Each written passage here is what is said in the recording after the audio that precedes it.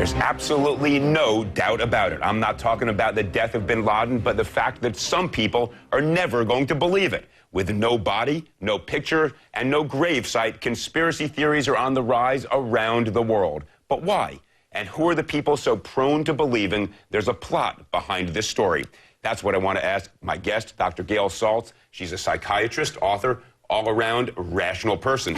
Gail, thanks for coming in. It's a pleasure. So, look, are there two groups of doubters? The rational doubters who say, show us more evidence, and the irrational doubters who, no matter what you show them, will always see a conspiracy? I would say, given the fact that right now, if bin Laden were alive and showed himself, nothing would be more humiliating to the United States. There's not a logical reason to doubt. So therefore, I think we're talking about people who either have a streak of great paranoia, who are always going to think there's some sort of conspiracy, some suspicion, and people who are doubters by human nature, in other words, obsessional kind of people who need 100% proof, which, by the way, a picture or a video would not be. Right. I mean, well, a picture 100 years ago when the technology was new, but perhaps, today, but not today. Of course, we all know Photoshop and everything else. Absolutely not suffice. And I think that the reason is that the doubting is a defense mechanism. It is a way to say many things. Some of the things are, these people are not like me. Therefore, I don't identify with them. These people being? Well, it could be, we don't think Obama's correct because he's not like me. So that might be an American. It might be people in Pakistan saying those Americans are not like me. So I don't think they can be correct. I don't identify with them. And therefore, I don't believe it. So that's the fascinating notion of a defense mechanism that lets folks in Pakistan who are sympathetic to Osama bin Laden, to al-Qaeda, don't want to admit that their ideology has just taken this hit. Somehow they will pretend it's not a reality. Correct. And I think that there's an implication, which may be or maybe not real, that they let us down, or they failed their job by having him be in their midst, and that we therefore came in and did the job better. And that's a very unacceptable and distressing thought. Right. So you have to defend against that as well. Well, you're making a subtle distinction. Those who were supposed, perhaps the Pakistan intelligence agencies that were supposed to have discovered him, they clearly failed. What my view is they're complicit. Yes, but the Pakistani people, they own that, right? That's their intelligence, their government, their military was down the road.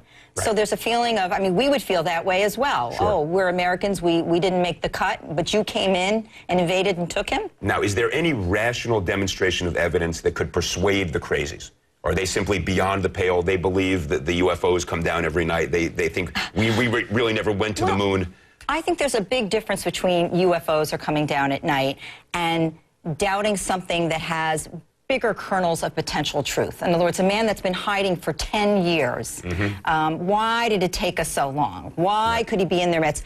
I don't think this is as far out as, boy, you're really crazy. However, I do think, you know, paranoia always comes out of seeds and kernels of truth. There's always a kernel of truth to the paranoid. Is that the old cartoon, just because you're paranoid doesn't mean they're not out to get you, right? Which is one of the great cartoons. And so what you're saying is that kernel justifies for them their rational world. Absolutely. And you can see that in people who have really elaborate paranoid fantasies, or people who, some people are going to look and say, this isn't so elaborate, right? Other people have said, oh, we got him. Oh, he must be dead by now. I mean, how could it take us so long? All of these things add to that feeling of it's rational that there's a conspiracy. But I am saying that I think the doubters, and they're really a minority, if we think about it, nothing will prove to them.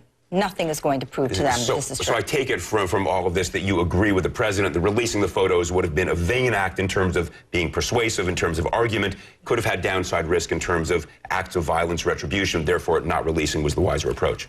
Absolutely. I don't think that any of these photos would have made a hill of beans difference to convincing those people. I do believe that it could absolutely ignite people. And let me also say, for the next generation, for the children of our country, I think it would have created tremendous, you know, we're not thinking about the greater victims here, the people who are really suffering and are going to be made anxious, and I think this would only increase that. Real quick, I want to switch gears, but very quickly. We now have a treasure trove of information about al-Qaeda, all the stuff we took out of that compound.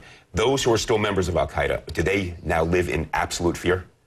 Does that paranoia for them force them to act differently? Well, once there's a reality, absolutely. On the other hand, let me say that a lot of people knew they were being hunted anyway, and there's a denial of that, a feeling of no matter what, I'm immortal, I will be able to overcome that.